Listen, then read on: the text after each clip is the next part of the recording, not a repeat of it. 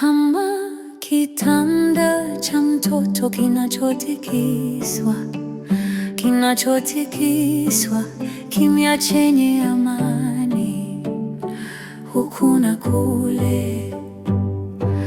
Kama macho matamu ya mama yanavyomwangalia uso mdogo ulio chini, ndipo dunia kijani kining'inia, ikizunguka ikigeuka bila mtikisiko, bila kelele, salama na taratibu.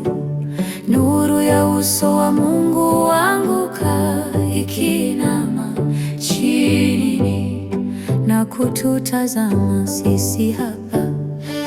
Upendo wa kiungu ni wa ajabu, kwamba wanadamu hapa duniani wanaweza kushiriki neema yako iliyokuu na kujua nguvu zako za ajabu.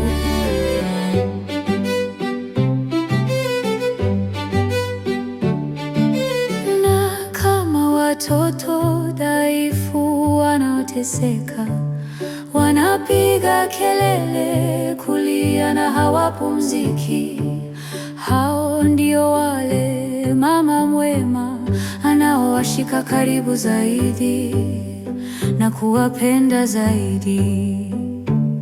Hivyo basi, tunapokuwa dhaifu na wenye tabu, tukiwa na dhambi zetu zimetubebesha, tukiwa na huzuni, ndipo uvumilivu mkuu wa Mungu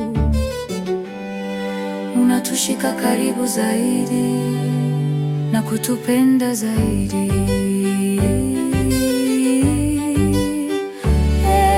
Upendo wa kiungu ni wa ajabu, kwamba wanadamu hapa duniani wanaweza kushiriki neema yako iliyokuu na kujua nguvu zako za ajabu. Moyo mkuu wa Mungu, upendo wako hauwezi kuzuiliwa wala kupingwa. Hauchoki wala hautapotea, hata katika kifo chetu wenyewe. Upendo wa kiungu, wa upendo mkuu kama huu, ni mama tu wanaojua gharama yake, gharama ya upendo ambao ukipita upendo wote. Ulimtoa mwana kuokoa waliopotea.